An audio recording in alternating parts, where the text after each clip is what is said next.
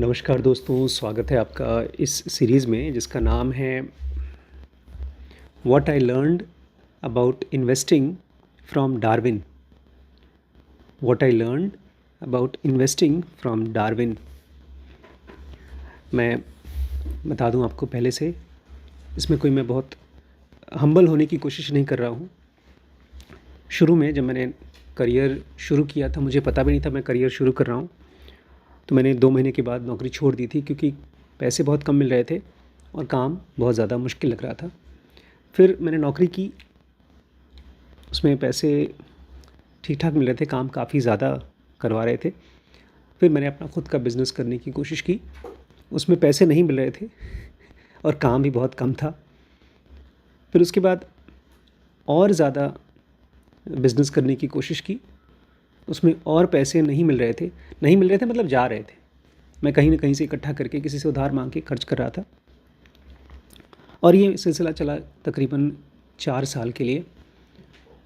ये सब मेरा बहुत ख़राब एक्सपीरियंस था पैसे को लेकर के कि बड़े-बड़े बिज़नेसेस, ऑब्वियसली कुछ लोग थे जो मुझे इंस्पायर करते थे, जो मुझे हेल्प करते थे ये सब बिज़नेसेस में, मेरे पार्टनर्स थे।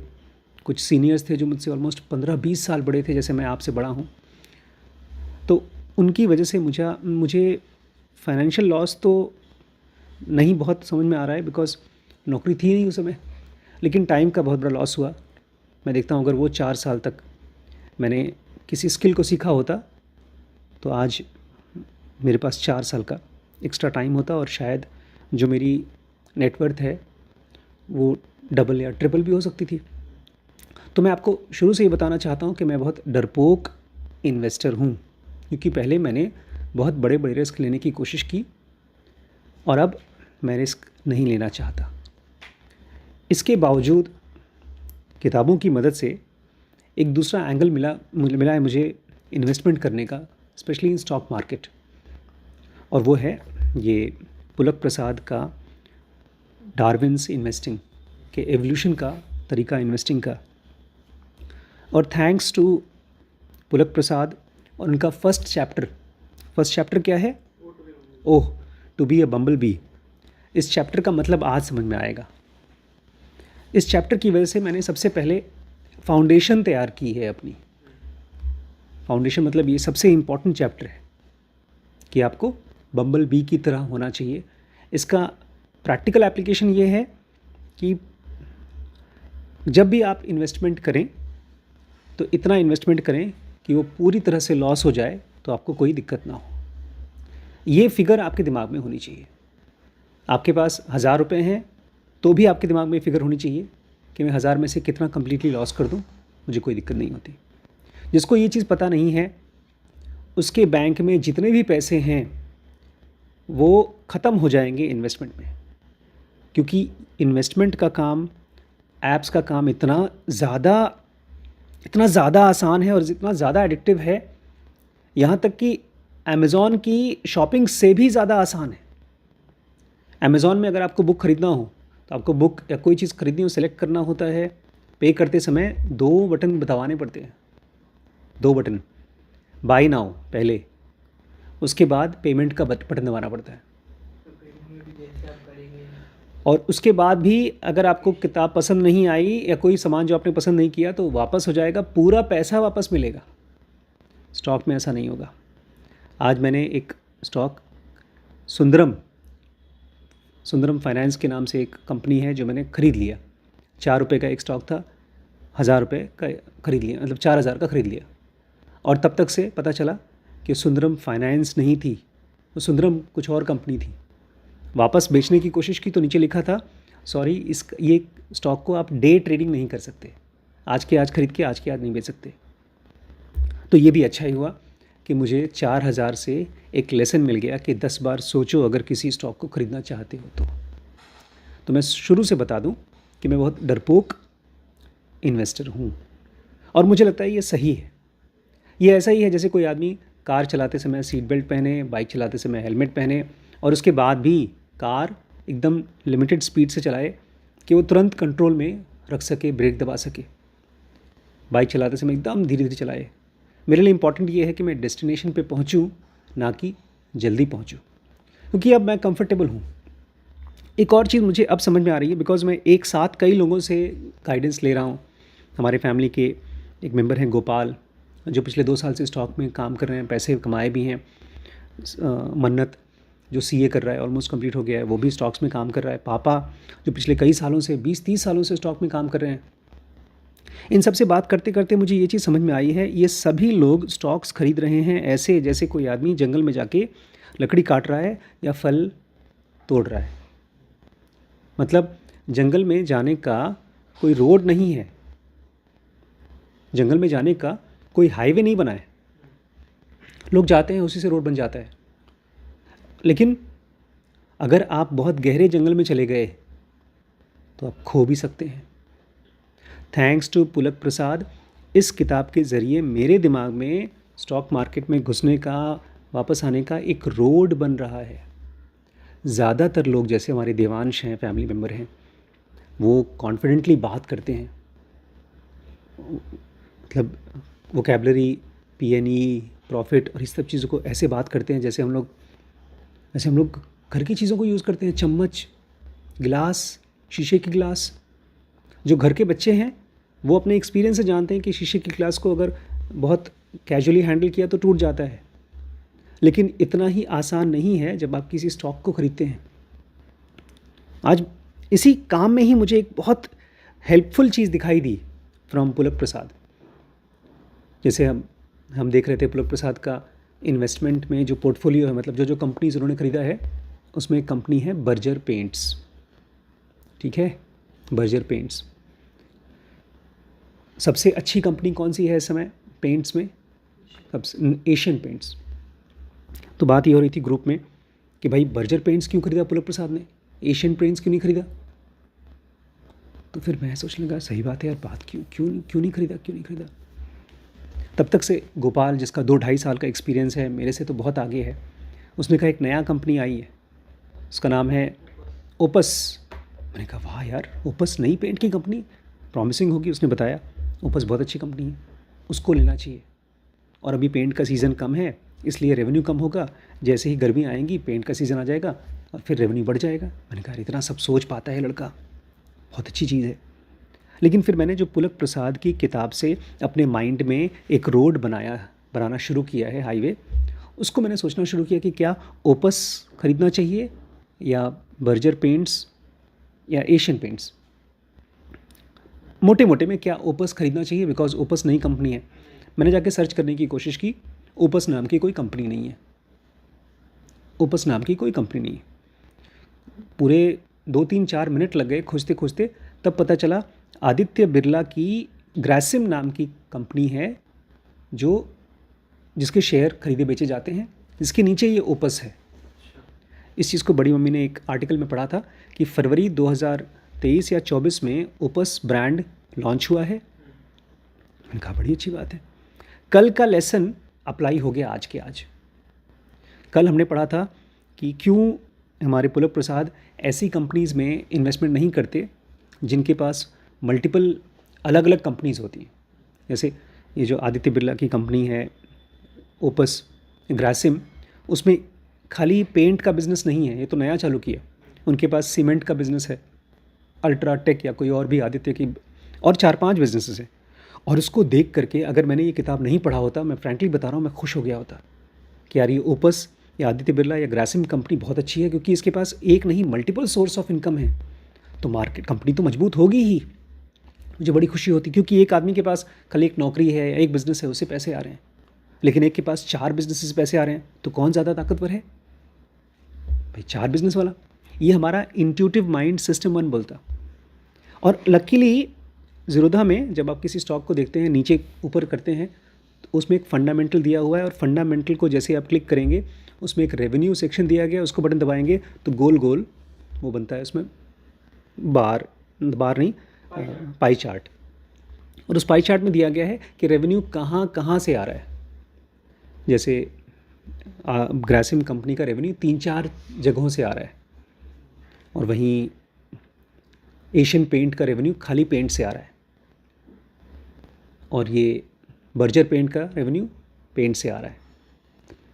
एक हम कंपनी देख रहे हैं, मैं आपको रेट बता दूं, एक कंपनी है पेज इंडस्ट्रीज़, पता है क्या बनाती है? अंडरवेयर, बनियान। उसका स्टॉक, एक स्टॉक कितने का है? 48,000 का। रिलायंस का स्टॉक कितने का है? 2,000 रुपये का एक स्टॉक रिलायंस का, जो लाखों करोड़ की कंपनी है। पता नहीं कौन कौन से बिजनेसेस हैं, ढेर सारे बिजनेस है, पेट्रोलियम का बिजनेस है, कपड़ों का बिजनेस है, रिटेल का बिजनेस है, पता नहीं कौन कौन सा। फिर भी स्टॉक उसका कितने का है? 2,000 रुपये का। 3,000 का, रिलायंस का 3,000 का हो गया। चलो, और वहीं पर जॉकी का या पेज इंडस्ट्रीज़ का कितने का है? 42,000। इतना बड़ा डिफरेंस क्यों है? ये पुलक प्रसाद बोलते हैं भैया, ये इसलिए है क्योंकि एक कंपनी एक प्रोडक्ट पर ही या एक काम पर ही फोकस करके आगे बढ़ रही है। अभी पेज इंडस्ट्रीज़ को और आगे स्टडी किया है। MRF टायर का 1.5 लाख का शेयर है एक। हाँ, MRF टायर का 1.5 लाख का शेयर है एक। खैर, तो अब मेरे दिमाग में एक तरफ लग रहा था कि ग्रासिम कंपनी का ओपस की वजह से खरीदना चाहिए, लेकिन इनके हिसाब से तो मल्टीपल सोर्स ऑफ इनकम से आ रहा है। तो अब मुझे ऐसा लग रहा है मेरी जानकारी से, अब देखते हैं आगे कैसा होगा कि नहीं होगा, कि जिस तरह से पेज इंडस्ट्रीज़ का स्टॉक बढ़ा है 40,000 रुपीज़, वैसा ओपस या ग्रासिम नहीं बढ़ेगा, क्योंकि वो मल्टीपल बिजनेसेस में है। तो सबसे पहला लेसन जो अभी हम आज इस चैप्टर को कंप्लीट करेंगे वो ये है कि आप अपने आप को पहले बचाने की कोशिश करो, क्योंकि एक बार मेरी जेब में से पैसे निकल गए, बैंक में से पैसे निकल गए, तो बैंक में ऑलरेडी मेरा पैसा बढ़ रहा था। अगर बैंक में पैसा रखा है तो उसमें इंटरेस्ट मिल रहा है, सेविंग्स में 4-5% और FD में 6-7% बढ़ रहा है। जैसे आपने उसमें से निकाला और स्टॉक में डाला, वो हो सकता है 1% ना बढ़े, और ये भी हो सकता है वो गिर जाए, ख़त्म भी हो जाए। तो मैं फिर से रिपीट करूँगा, जब आप एक रोड बनाते हैं तो सबसे पहले आप ये श्योर करते हैं कि जाना और आना जंगल से या जहाँ भी जा रहे हैं वहाँ से पॉसिबल हो सके। मान लीजिए यहीं घर बनाया हमने, और घर के और रोड के बीच में एक बड़ी सी नाली है, जिसको हर रोज़ जंप करना पड़ रहा है, आपको हर रोज़ बड़ा जंप करना पड़ रहा है, या उस पर एक पाइप लगा दी है और उस पर से बैलेंस करके जाना पड़ रहा है, पता चला किसी दिन गिर के मर गए नाली में। तो थैंक गॉड कि सबसे पहला लेसन आपको अच्छे से क्लियर हो जाना चाहिए। सबसे पहला लेसन क्या है? पहले बचाओ अपने आप को। ये दिमाग में मेरे बार बार गूंजेगा कि जो ग्रेट इन्वेस्टर्स होते हैं वो ग्रेट इन्वेस्टर्स नहीं होते, वो ग्रेट रिजेक्टर्स होते हैं। आपके पास 4 ऑप्शंस आए, मान लीजिए आपके लिए शादी के लिए 4 लड़कियां फ़ोटो आ गई है, तो किसको सेलेक्ट करेंगे? आपको लगेगा सबसे पहले उस जिसकी शक्ल अच्छी है उसको सेलेक्ट कर लें, ये इंट्यूशन कहेगा आपका, लेकिन आपको ग्रेट रिजेक्टर बनना पड़ेगा। इससे भी नहीं, इससे भी नहीं, इससे भी नहीं। एक फिल्म है श्याम बेनेगल की, जिसमें एक हीरो है जो हीरोइन से शादी करना चाहता है, लेकिन हीरोइन बोलती है अच्छा तो मेरे ऊपर दया करके शादी कर रहे हो, पहले प्रूव करने की कोशिश करो कि तुम मेरे जीवन साथी बनने के लायक हो। तब उसने ढेर सारे लव लेटर लिखा उसको। तो मैं फिर से रिपीट करूँगा, ये चीज़ जितनी बार भी रिपीट करूँ उतना कम। स्टॉक मार्केट में जाने से पहले, एक भी रुपये लगाने से पहले आपको ये चीज़ अच्छे से पता होना चाहिए, बी अ ग्रेट रिजेक्टर। इसलिए मैंने आज ग्रुप में गोपाल को बोला कि भाई तू सिखा हम लोगों को स्टॉक खरीदना, लेकिन पीछे से शुरू कर। हमको ये बता कि कैसे किसी ख़राब कंपनी को आइडेंटिफाई किया जाता है। अच्छी कंपनी नहीं, अच्छी कंपनी बाद में देखेंगे। जब सारी ख़राब कंपनी हटा दी तो जो बचा वही अच्छी होगी। तो आज आपके क्वेश्चन का भी आंसर है कि बहुत सी ऐसी कंपनीज़ होंगी जिनको हम लोग भाई खरीद सकते थे, लेकिन ऐसे तो मिस कर जाएंगे। तो आज के टॉपिक का नाम भी ऐसे ही है। इस समय जो दुनिया की बेस्ट कंपनी है उसका नाम है Tesla, one of the best company है। मेरे ख्याल से $1 ट्रिलियन से भी ज़्यादा की कंपनी होगी, है ना। तो आज की वीडियो का नाम है but you would have missed Tesla. अच्छा, एक चीज़ मैं आपको यहाँ सजेशन देना चाहता हूँ, आपको भी और आप सभी लोगों को। नाग अश्विन और अमिताभ बच्चन जी के कल इंटरव्यू से मैंने इस चीज़ को साक्षात देख लिया। Before you show your knowledge to someone, please know this that knowledge is useless. 700 billion, ठीक है, टेस्ला बिलियन। मार्केट कैप देखो, शीर्ष मार्केट कैप मतलब कितना बिक रहा है, $655 ट्रिलियन मार्केट कैप है। $655 ट्रिलियन नहीं हो सकता। $655 ट्रिलियन नहीं हो सकता। अभी तक कोई कंपनी नहीं है। 655 बिलियन। 655 अभी तक टेस्ला, ये जो माइक्रोसॉफ्ट है वही $1 ट्रिलियन की कंपनी है। अमेजॉन $1 या $2 ट्रिलियन की है। हमारी नॉलेज 650 भाई 700 की बेसिस पे कह रहा है, 550 बिलियन। मैं यही कह रहा हूँ कि अपनी नॉलेज को ना ऐसे रखिए कि उसकी वजह से बहस ना हो जाए, क्योंकि जो ताकतवर होता है ना, जिसकी नॉलेज सही होती है वो सही होती है। सत्यमेव जयते, सत्य जीतता नहीं है, जीता हुआ है। जैसे सूरज जहाँ भी है वहाँ पर उजाला है, जहाँ सूरज नहीं है वहाँ उजाला नहीं है। ऐसा नहीं है कि सूरज को रात को आकर के प्रूव करना पड़ेगा कि देख अंधेरा मैं तेरे से ज़्यादा ताकतवर हूँ। सत्यमेव जयते मतलब सत्य ही जीता है। तो मैं आपको ये पॉइंट क्लियर कर दूं, क्योंकि मैं चाहता हूं जेन्युइनली, मैं ट्रांसफॉर्म हो रहा हूं। मैं पहले जो मिस्टेक्स करता था और अभी भी जो मिस्टेक्स करूंगा वो इसलिए करूंगा क्योंकि मेरे अंदर में क्वार्टरबैक सिंड्रोम की टेंडेंसी है। क्वार्टरबैक सिंड्रोम मतलब जितना नॉलेज है उसको फटाफट दूसरों को दिखा दूं, अप्लाई करता रहूँगा, चाहे वो मेरे भाई को, वाइफ को या किसी को भी दिखा दूं।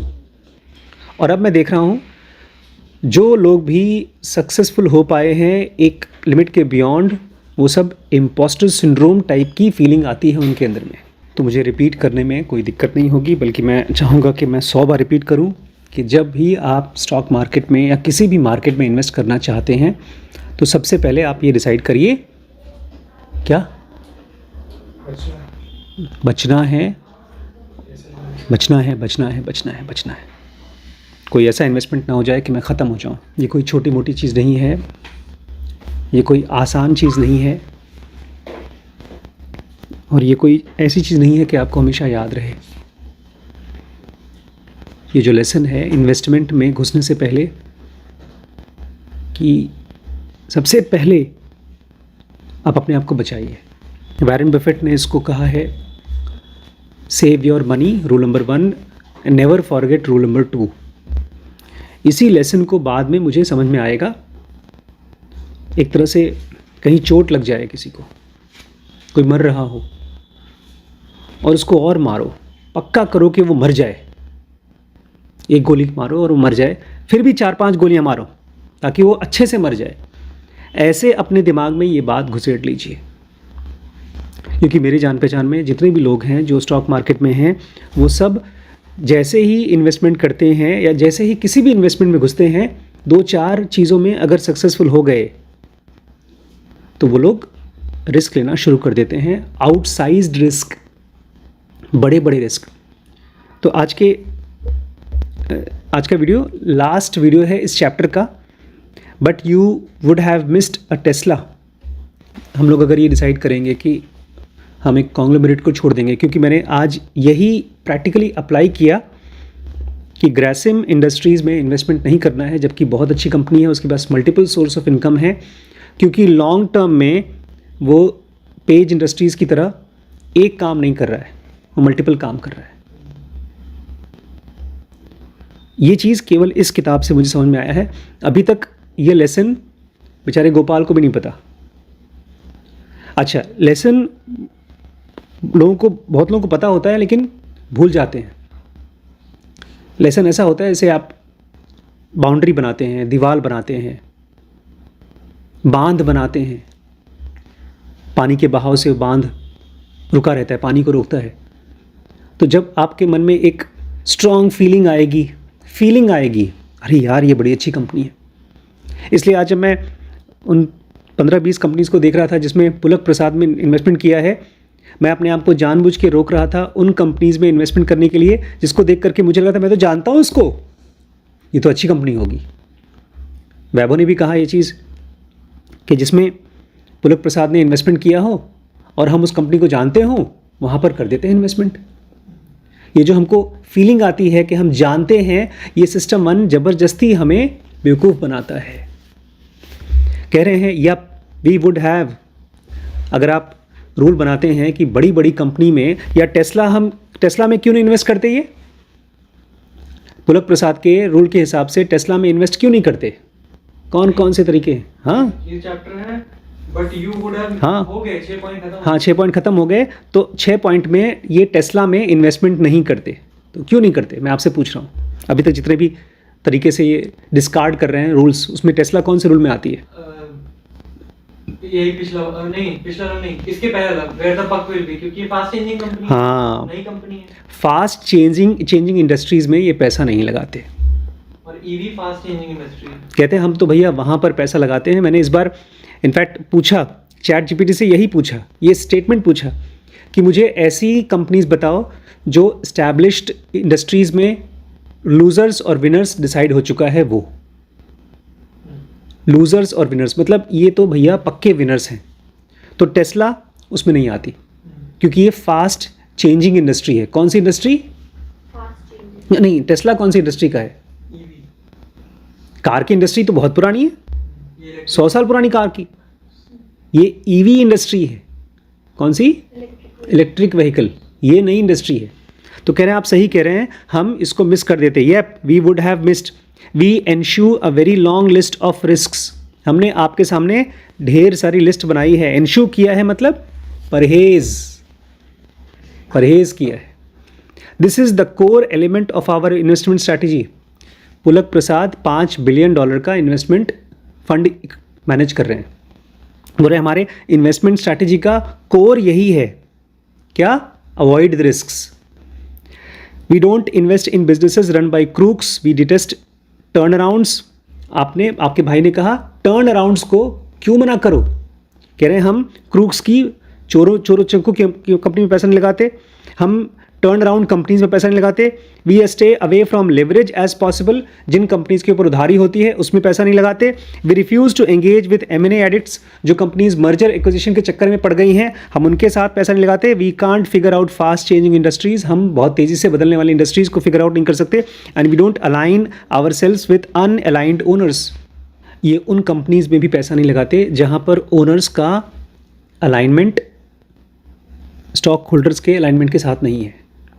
ओनर्स अगर किसी कंपनी को बहुत पसंद करते हैं, जैसे भाई रिलायंस अपनी कंपनी को बहुत पसंद करते हैं, तो वो कोशिश करेंगे किसी भी तरह से शादी ब्याह को भी यूज़ करके अपनी कंपनी का स्टॉक का रेट बढ़ाएंगे। लेकिन यहाँ बड़ी बड़ी गवर्नमेंट की कंपनीज में पैसा नहीं लगाएंगे। क्यों? गवर्नमेंट के एम्प्लॉयज़ चाहे कितने भी ऊपर के एम्प्लॉयज़ हों, वो उनको फ़र्क नहीं पड़ता कि SBI का, NTPC का या जो भी गवर्नमेंट की कंपनीज है उनका स्टॉक बढ़े चाहे ना बढ़े। इसके पहले जो आपने बोला रिलायंस, उसका एग्जांपल हो सकता है? रिलायंस आता है कॉन्ग्लोमरेट में। कॉन्ग्लोमरेट के साथ भी ये पैसा नहीं लगाते, क्योंकि कॉन्ग्लोमरेट किसी एक काम को लेकर के स्टॉक मार्केट में वैल्यू नहीं बढ़ा रहे हैं। बहुत मुश्किल था, आज मेरे लिए बहुत ही मुश्किल था, क्योंकि मेरे दिमाग में ये बात है कि रिलायंस बहुत अच्छी कंपनी है, टाटा बहुत अच्छी कंपनी है, आनंद महिंद्रा की रोज़ ट्वीट पढ़ते हैं, थार कार देखते हैं, ढेर सारी गाड़ी देखते हैं, हर रोड पर देखते हैं, और हमारे कान में दिमाग में घुस गया है कि ये तो बहुत अच्छी कंपनी है। लेकिन इनके हिसाब से अगर इनका रूल फॉलो करो तो ये नहीं लगाएंगे उसमें। महिंद्रा में भी नहीं लगाएंगे, क्योंकि महिंद्रा एक किसी प्रोडक्ट या सर्विस में नहीं है, वो मल्टीपल प्रोडक्ट्स में है। तो कह रहे हैं जब आप मल्टीपल काम करेंगे तो स्टॉक मार्केट में आपका वैल्यू उतना तेज़ी से नहीं बढ़ेगा जितना एक प्रोडक्ट के साथ बढ़ेगा। शायद अब मुझे थोड़ा ये क्वेश्चन दिमाग में आ रहा है कि क्यों कुछ कंपनीज होती हैं जो लाखों रुपए की एक स्टॉक होती है, और कुछ कंपनी बहुत पुरानी होने के बावजूद भी 2000, 3000, 4000 की होती है। 300 रुपये की IRCTC है। IRCTC 300 रुपये। खैर उसकी तो नई कंपनी है, ये नया लॉन्च हुआ है, IPO पिछले साल ही लॉन्च हुआ है। इसके पहले गवर्नमेंट का था, उसमें कोई IPO नहीं था। रेलवे तो लॉस में चलता है। हाँ। Are there any businesses left for us to invest in India? तो आपको और आपके भाई जैसे बहुत से लोग बोलेंगे भैया जब इतना सब कंपनीज को तुम हटा दोगे तो बचेगी कोई कंपनी पैसा लगाने के लिए? काहे में लगाएं? In India not many. बोलते इंडिया में तो बहुत कंपनी नहीं बचेंगी। At Nalanda our shortlist comprises 75 to 80 companies out of a universe of about 800 with a market value of more than $100 million. बोलते हैं इंडिया में जो कंपनीज $100 मिलियन से ज़्यादा हैं उसमें से केवल 800 कंपनीज हैं बस, और उसमें से भी फिल्टर करके हमें 75 कंपनीज मिली हैं, 75 companies. Except a filial love nothing in life comes from free. बोलते हैं केवल प्यार ही है जो फ्री में मिलता है, चाहे माँ का प्यार हो, चाहे परिवार का प्यार हो। खैर वो भी फ्री में नहीं मिलता, आपको देना पड़ता है कुछ न कुछ। तो कह रहे हैं कोई भी चीज़ फ्री में नहीं मिलती। Nalanda's approach has a trade off that many of you may find unacceptable. Nalanda का अप्रोच इन्वेस्टमेंट का बहुत मुश्किल है, आप लोग उसको पसंद नहीं कर पाएंगे, क्योंकि हम पहले सेफ होने की कोशिश करते हैं, तो हम बड़े बड़े मौक़ों को चूकना चाहेंगे। अगर कोई मेरे सामने एक खूबसूरत लड़की आती है और एक मेहनती लड़की आती है, तो मेरा अगर क्राइटेरिया है मेहनती के साथ में जाने का, और कोई मुझसे बोलता है नहीं ये लड़की खूबसूरत भी है और मेहनती भी है, और ये लड़की खाली मेहनती है, तो हम मेहनती को ही लेंगे, खूबसूरत मेहनती को नहीं लेंगे। ये हमारे रूल्स हैं, इनके रूल्स हैं। जैसे मेरा रूल क्या है, रात को गाड़ी नहीं चलाने की कोशिश करना, ऐसे ही इनका रूल है ये। आपको नहीं पसंद आया तो मुझे माफ़ करिए। इमेजिन इट्स लेट 2017, कल्पना करिए 2017 का टाइम चल रहा है, and you are impressed with all media coverage of Tesla, और आप बड़े इम्प्रेस्ड हैं कि टेस्ला को इतना ज़्यादा मीडिया कवरेज मिल रहा है। The product seems like a winner based on its vast fan following, और इसका प्रोडक्ट तो लग रहा है भैया जीतेगा, दुनिया को आगे, दुनिया को ले जाएगा, जीत लेगा, और इसके पास बड़े फ़ैन फॉलोइंग है। द CEO looks and as impressive as the car he makes, और इसका CEO कौन, टेस्ला का इलॉन मस्क। अब तो लोग इसी को जानते हैं दुनिया में, सबसे फेमस आदमी, जितना फेमस इसकी कार है उतना ही फेमस ये CEO भी है। But 2017 Tesla had no debt, had a net debt of $7 billion. लेकिन हम आपको बता दें टेस्ला में हम क्यों नहीं पैसा लगाते, क्योंकि 2017 में टेस्ला के पास $7 अरब का डेट था, उधारी थी, and had suffered an operating loss of $1.6 billion, plus उसने $1.6 बिलियन का, अरब डॉलर का लॉस लिया था। The company was also burning cash very fast, और कंपनी जो पैसा आ रहा था उसको भी बहुत तेज़ी से जला रही थी। It had consumed $4.1 billion during that year, और उसी साल $4.1 बिलियन उसने खा लिया था, ख़त्म कर दिया था। The traditional car businesses like BMW, Ford, GM and Toyota had not yet entered the electric vehicle fray, but they had announced big plans. और बड़ी बड़ी कंपनीज जैसे BMW हैं, Ford हैं, GM हैं, Toyota हैं, अभी तक इन्होंने बोला नहीं, ये सब घुसी नहीं थी इलेक्ट्रिक व्हीकल के क्षेत्र में, लेकिन ये प्लान्स बता रही थी कि अब हम घुसने वाले हैं। We abhor debt in general, तो हमें उल्टी आती है, हम दूर रहना चाहते हैं डेट वाली कंपनी से। But debt in a loss making company with negative free cash fast changing industry. तो टेस्ला कौन सी कंपनी है, एक तो डेट उधारी, लॉस मेकिंग उधार लेकर के घाटा कर रही है, प्लस नेगेटिव फ्री कैश, जो फ्री कैश था उसको भी जला रही है, और वो भी कहाँ, फास्ट चेंजिंग इंडस्ट्री में। नीम किसके ऊपर चढ़ी, करेला नीम के ऊपर चढ़ा, उसके ऊपर मिर्ची डाल दो, और भी 2-4 बुरी चीज़ों को डाल दो, ये वो कंपनी है। One can get fired eight Nalanda for proposing an investment in a business like this. अगर आप नालंदा में काम करते हैं और आप बोलते हैं टेस्ला बड़ी अच्छी कंपनी है और ये सब चीज़ें हम देख लें, आपको नौकरी से निकाल देंगे। If you had listened to what we had to say about the business, you would not have invested. अगर आपने ये हमारी बात पूरी अच्छे से सुनी होती, समझी होती, तो आप भी पैसा नहीं लगाते। योर अपॉर्चुनिटी लॉस, आपका मौका चूक गया होता। 10 times your money over the next 3 years, आपका जो पैसा लगाते वो 10 गुना हो जाता, वो आपका गया पैसा। सही बात है, चूक जाते। एक और कहानी सुनिए, टेस्ला में नहीं लगाया उन्होंने, क्योंकि इनके क्राइटेरियाज में वो मैच नहीं करता, इसलिए हमने उसको पास कर दिया। लेकिन हो जाता ना, हाँ हो जाता। पहले सुनिए, अभी आप जब ये बोलते हैं ना लेकिन हो जाता ना, तो मुझे लगता है जैसे आप पूछ रहे हैं सर मेरा बायस कन्फर्म हो गया ना। पहले आप मेरी बात को सुनिए, अपनी बात को आप जानते हैं, मेरी बात सुनिए। नहीं, इन्होंने तो भी बोला ना कि आप सुनिए, हम लोग बेटा नौसिखिए हैं, आज तक कभी गड्ढे में तैरे नहीं हैं, और आप बोल रहे हैं कि सर समुंदर में तो तैर लेते ना। ये जो खेल है बिजनेस का, ये डिसीजन मेकिंग का खेल है। थियरी में अलग है, प्रैक्टिकल में अलग है। और जब आप ये बातें सुन करके समझ गए और जाकर अपने भाई के साथ या किसी दोस्त के साथ में बातें करते हैं, तो बड़ा खतरा हो जाता है मुझे। और आप जानते हैं खतरों के लिए मैं कैसा हूँ, डरपोक हूँ, अबोर मैं डरपोक हूँ भाई। इसी डरपोक होने के चक्कर में 10 साल लग गए मुझे नौकरी छोड़ने में। मेरे ही काउंटर पार्ट्स, मेरे दोस्त डॉक्टर प्रवीण राय ने 3 साल में छोड़ दिया, बहुत से लोगों ने तो पहले ही छोड़ दिया, बट मैं डरपोक हूँ। तो पॉइंट ये नहीं है कि टेस्ला सक्सेसफुल हुई कि नहीं, पॉइंट ये है कि क्यों मैं टेस्ला मिस करता। बिल्कुल दुनिया जानती है टेस्ला बहुत अच्छी कंपनी है, लेकिन अगर आप टेस्ला मिस कर गए तो क्यों, आप उसको उस पॉइंट को समझने की कोशिश करिए। क्योंकि मैंने कहा ना, अगर जंगल में चले गए और गलती से वापस आ गए तो आपको जंगल का रास्ता पता नहीं है। अगर आप जंगल में जाना चाहते हैं तो रोड बनाइए।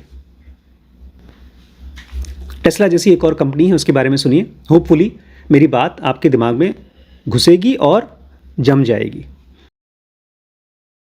When we started Nalanda 2007, there was a lot of buzz around a company called Escher Motors led by a young dynamic guy called Siddharth Lal. जब नालंदा शुरू कर रहे थे 2007 में, तो एक नई कंपनी थी एशर मोटर्स, उसको सिद्धार्थ लाल नाम का एक आदमी चला रहा था, यंग आदमी, बहुत डायनेमिक आदमी था। He had inherited a hodgepodge of poor quality business from his father in 2004। कभी अगर मेरा कुछ बिजनेस होगा तो ऐसे ही होगा, मेरे बच्चे जब उसको इनहेरिट करेंगे तो बहुत hodgepodge poor quality business है, थोड़ा पैसा यहाँ से थोड़ा पैसा वहाँ से, कहीं पैसा है ही नहीं, कहीं उधारी है, कहीं कुछ है। ऐसे ही इस आदमी के माँ बाप ने जो बिज़नेस किया था बहुत ही पुअर क्वालिटी का बिज़नेस था और वो इनहेरिट कर लिया था।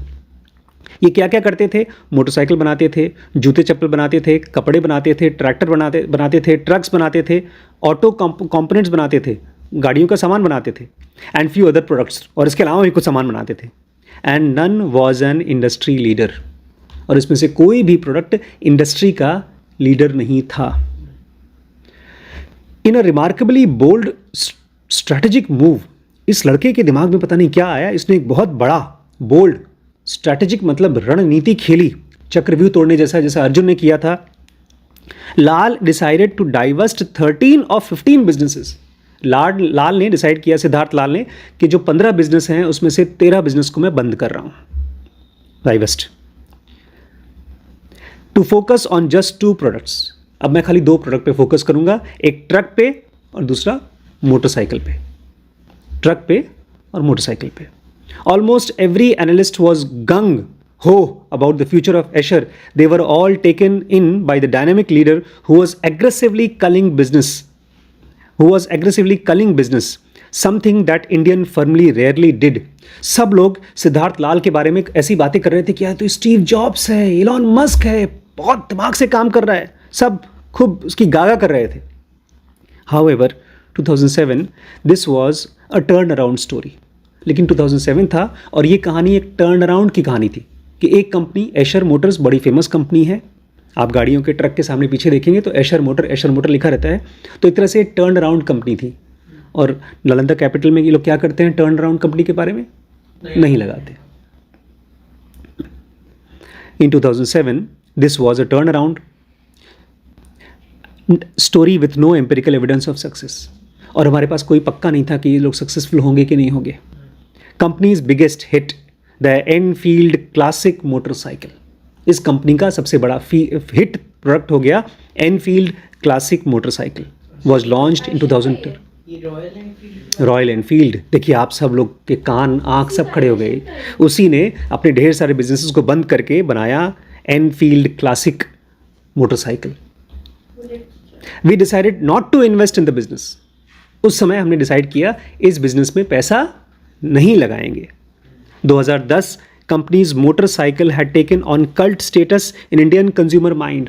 2010 में लोगों के दिमाग में लगा मोटरसाइकिल एक तरफ, एनफील्ड एक तरफ, यार बाइक हो तो एनफील्ड होनी चाहिए, कल्ट स्टेटस हो गया था। सेल्स एक्सप्लोडेड, सेल्स जो मतलब मोटरसाइकिल का जो बिकना था वो फट गया। जहां 52,000 मोटरसाइकिल बेचते थे 2009 में, अब इन्होंने बेचा 8,22,000 मोटरसाइकिल 2019 में। 10 साल में 8,22,000, 16 फोल्ड ग्रोथ, 16 गुना ग्रोथ एक कंपनी का। If you had listen to what we had to say about business, you would not have invested. अगर आपने हमारी बात मानी होती, बिजनेस के बारे में हम जो बता रहे थे, आप भी इसमें पैसा नहीं लगाते। योर अपॉर्चुनिटी लॉस, आपका मौका चूक जाता। 70 times your money from 2007 to 21। आप क्या खोते, आपके पैसे को 17 गुना बढ़ा सकते थे, 70 गुना, 70 टाइम्स। 1 लाख रुपए लगाते तो कितना हो जाता? 70 lakh.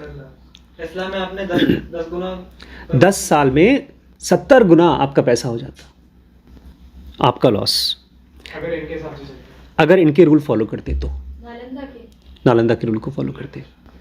Tesla and Eicher Motors are the kind of type 2 error.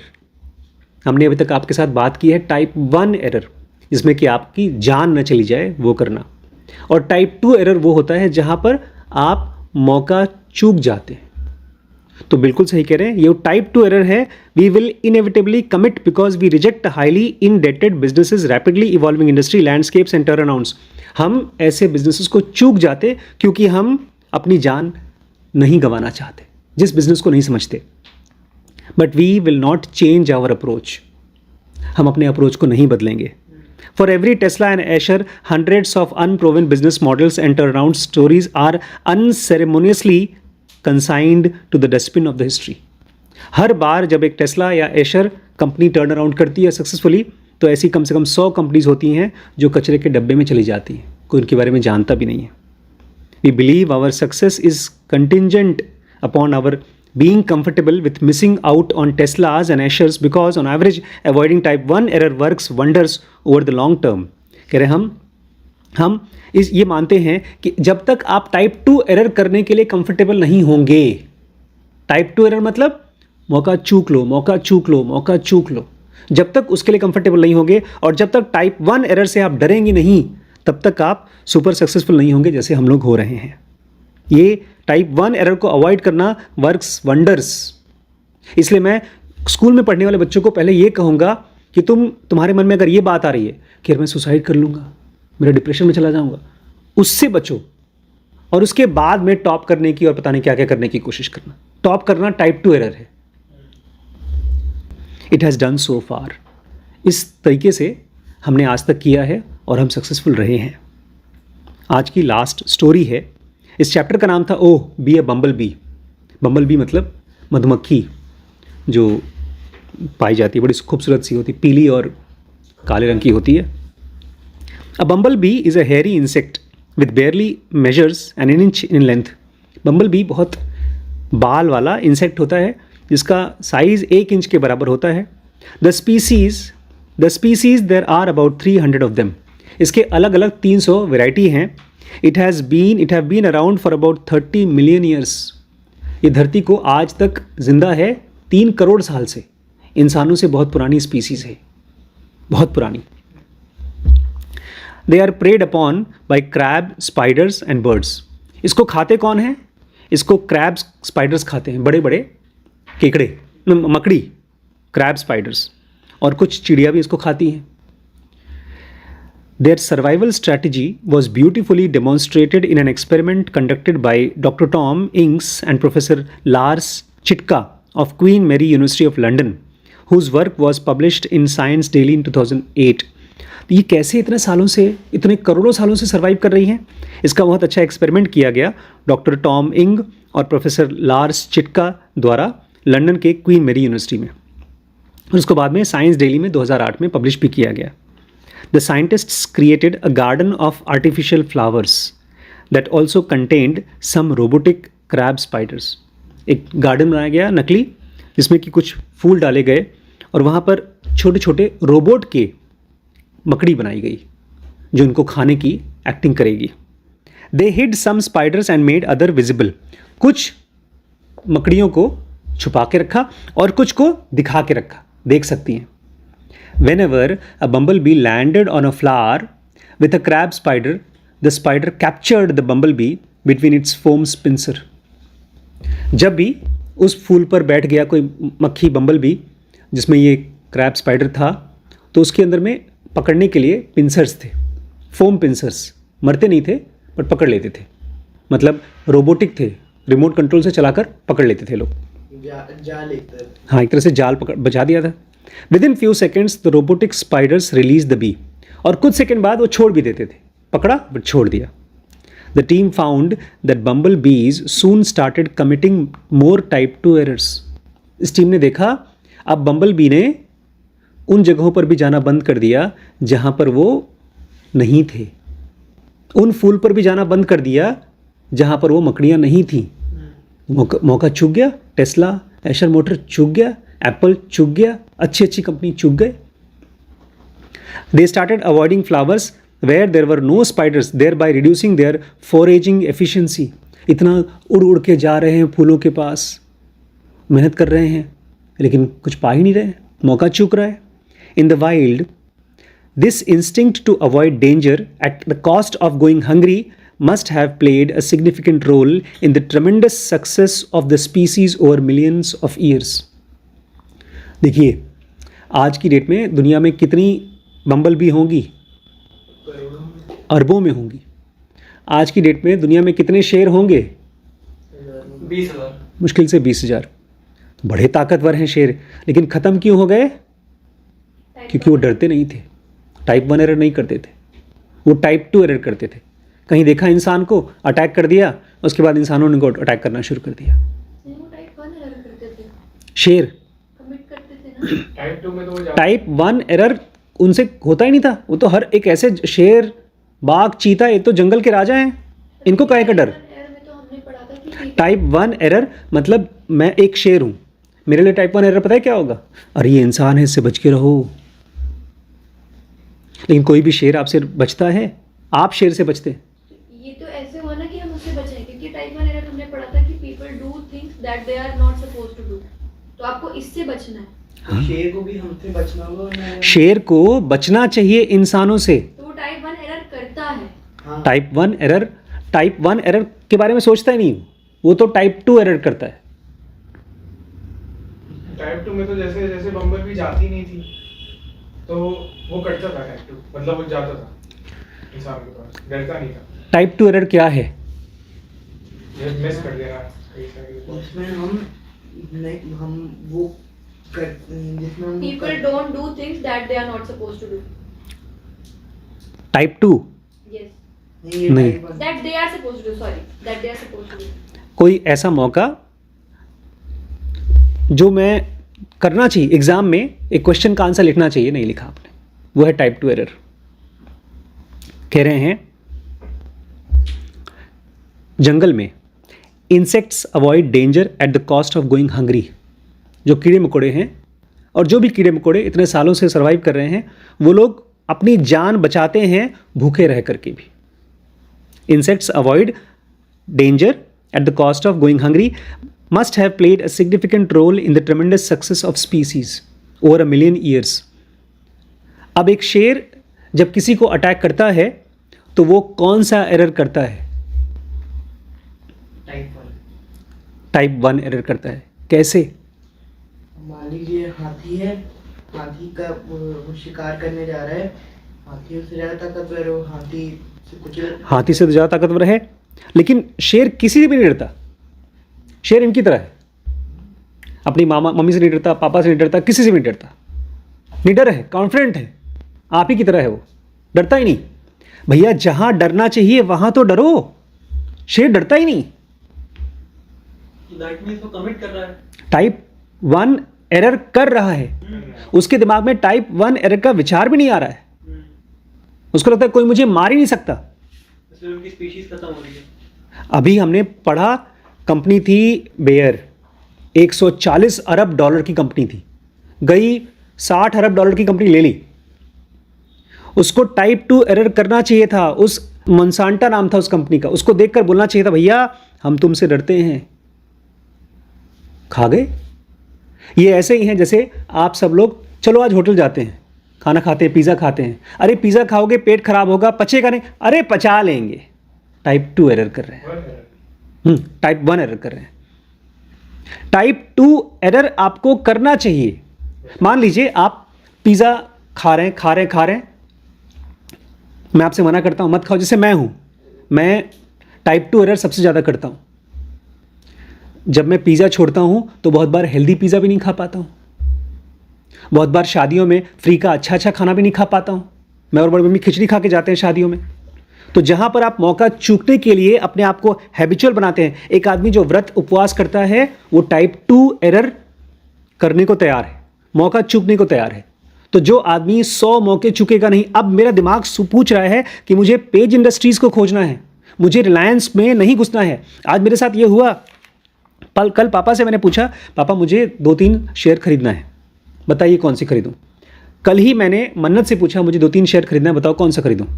मन्नत ने 2-3 शेयर का नाम बता दिया, पापा ने 15-20 शेयर का नाम बता दिया।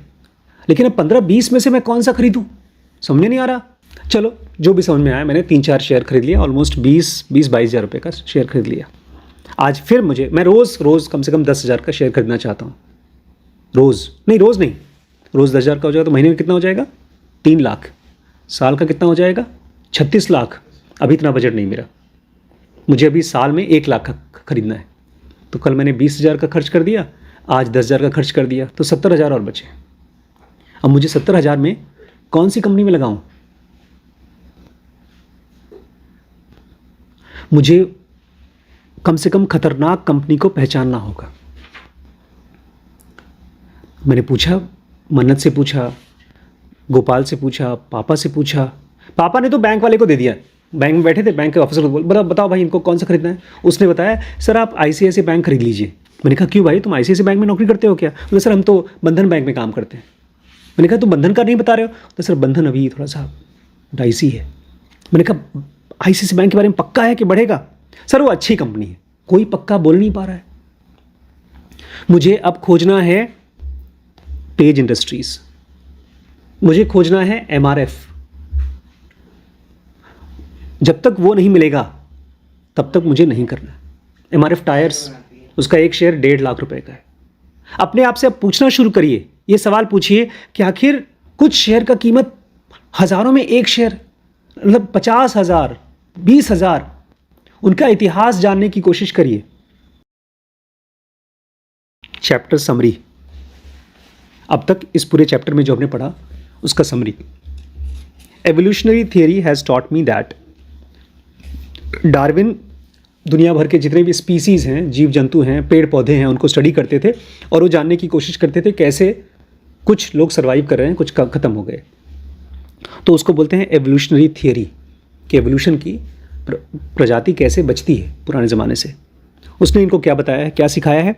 First and probably most important step in remaining investing is to learn how not to invest. मुझे सब लोग, देवांश आया, सब ने बताया बड़े पापा इस तरह से इन्वेस्ट करो, SIP करो, ये करो। ये पहला आदमी है जो बोलता है सबसे इंपॉर्टेंट तरीका, अगर आप इन्वेस्ट करते रहना चाहते हैं तो learn how not to invest. कैसे इन्वेस्ट करना पड़ेगा बाद में सीखेंगे। गाड़ी अगर चलाना सीखना है तो सबसे पहले गाड़ी रोकना सीखो। कैसे? ब्रेक लगाना सीखो। अगर ब्रेक लगाना नहीं आता तो गाड़ी चलाना नहीं आएगा। कुछ चीज़ें हैं, 7 स्टेप्स हैं रिवीजन में।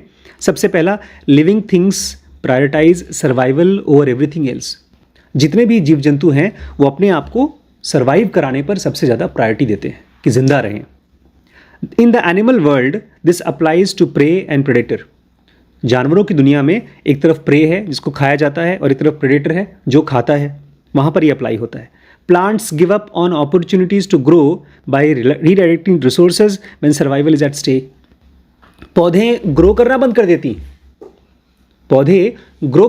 देती हैं, बढ़ना बंद कर देती हैं जहाँ पर जान का आ जाता है, मरने का मौका आ जाता है। अपने आप को पहले बचाती हैं, ग्रोथ वो बाद में करेंगे। Millions of years of evolution have programmed the organic world to minimize errors of commission in favor of errors of omission. आज से आप लोग जब यहाँ से निकलिएगा तो टाइप 1 टाइप 2 एरर मत बोलिएगा एरर ऑफ कमीशन, कुछ करके ख़त्म हो गए। और दूसरा एरर टाइप 2 एरर है एरर ऑफ ओमिशन, अरे यार नहीं किया, मिस कर गए। जो चीज़ नहीं करके नुकसान किया वो है टाइप 2 एरर। पिताजी ने ढेर सारे टाइप 2 एरर किए। बोलते हैं आज तक कि यार ये शेयर हमारे टाइम पर 10 रुपये का था, आज 10,000 का है, ले लेते और रखे रहते। तो मैं पूछता हूँ अपने आप से, वो मुझे फ़ोन करके क्यों नहीं बोलते हो मुन्ना तुम एक काम करो 1 लाख रुपए का ये शेयर खरीद लो, आज के 50 साल बाद या 20 साल बाद ये बढ़ जाएगा, बहुत बढ़ेगा। इस बंदे ने किया अपने बेटे के साथ। इसने एक फंड बनाया। जितने भी बड़े बड़े इन्वेस्टर्स हैं वो सब अपने बच्चों के नाम से एक फ़ंड बनाते हैं और उस फंड में ये इंपॉर्टेंट स्टॉक्स डाल देते हैं। जो आज के 20 साल बाद तक रहेगा। तो आप लोग ध्यान रखिएगा, एरर ऑफ कमीशन करिए, कम करिए। एरर ऑफ कमीशन मतलब कुछ करके अपनी जान खत्म करने वाले एरर को कम करिए, बजाय एरर ऑफ ओमिशन। कभी मत ये बोलिए अरे यार ये मैं कर सकता था नहीं किया। खुश हो जाइए कि चलो नहीं किया, अच्छी बात है। Buffett's 2 rules of investing, never lose money and don't forget rule never lose money, are essentially a diktat for eliminating significant risk. Warren Buffett का जो कहावत है, अब से आप जब वॉरेन बफेट की बात सुनिएगा ना, कहीं पर भी देखिएगा, बहुत लोग इसको कोट करते हैं कि नेवर लूज योर मनी, अपना पैसा मत खोना, और पहला वाला रूल भूलना मत। तो ये एक डिक्टेट है, वो बोल रहा है ध्यान रखो, एलिमिनेटिंग सिग्निफिकेंट रिस्क्स, बड़े बड़े रिस्क मत लो।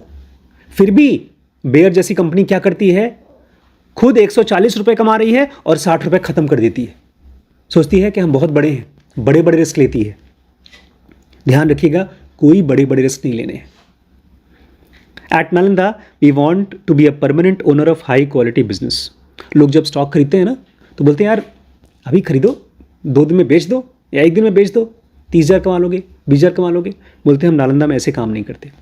हम किसी स्टॉक को लेंगे, हाई क्वालिटी बिजनेस लेंगे, कोई अच्छी क्वालिटी का बिजनेस खरीदेंगे और उसके साथ हमेशा हमेशा के लिए रहना चाहते हैं, परमानेंट ओनर्स रहना, उसको बेचना नहीं चाहते।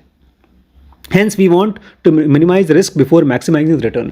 इसलिए हम रिटर्न पाने के पहले रिस्क कम करते हैं, क्योंकि अगर किसी बिजनेस को लंबे समय तक पकड़ के रखना है तो हमें रिस्क खत्म करना पड़ेगा। हम लोगों ने ये प्लॉट लिया था जो ओपी श्रीवास्तव जी का, वहाँ पर घर नहीं बनवाया, न वहाँ पर रोड था, न वहाँ बस्ती थी। बड़ी मम्मी को लगता था वहाँ पर चोरी चपारी हो सकती है, अटैक हो सकता है, इसलिए हमने यहाँ घर बनवाया। ये पूरी बस्ती थी। रिस्क मिनिमाइज करना।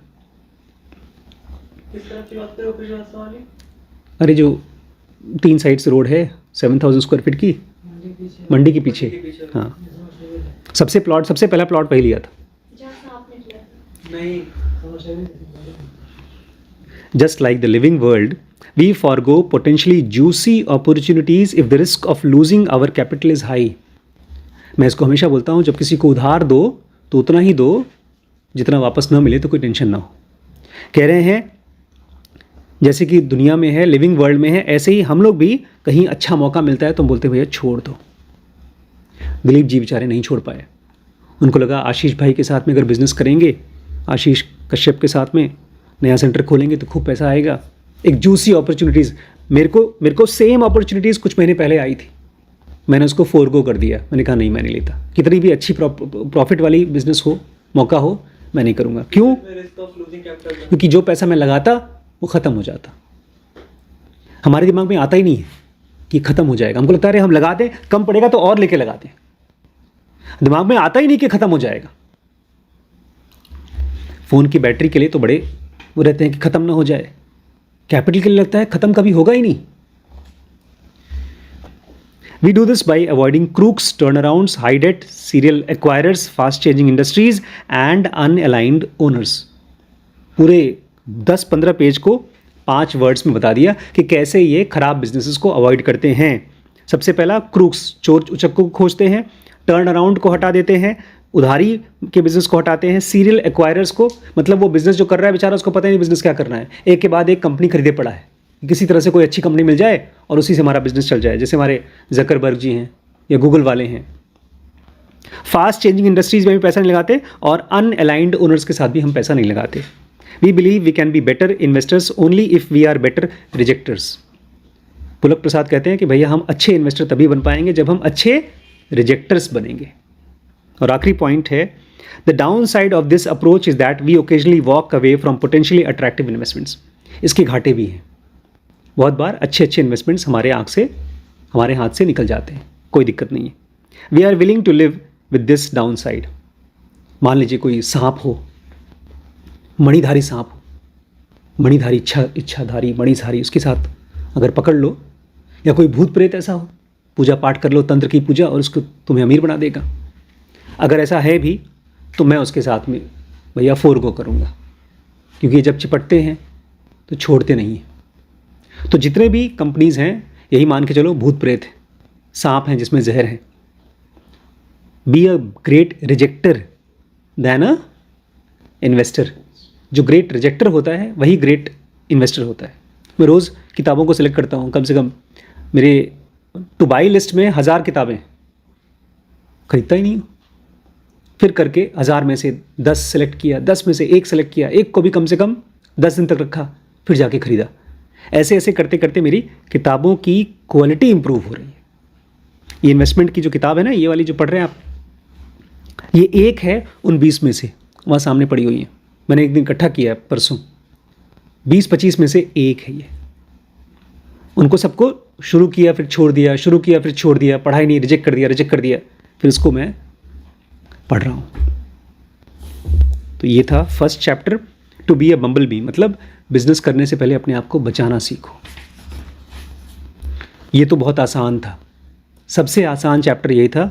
अब आगे मुश्किल चैप्टर्स चालू होंगे। बहुत मैथमेटिक्स है, लेकिन इन्हीं को पढ़ने के बाद आपको समझ में आएगा मैथ्स क्यों पढ़ी जाती है। अदरवाइज मैथ्स का कोई यूज़ नहीं है। नोट वोट गिनने के लिए मैथ्स नहीं था, मैथ्स इसलिए खोजा गया था।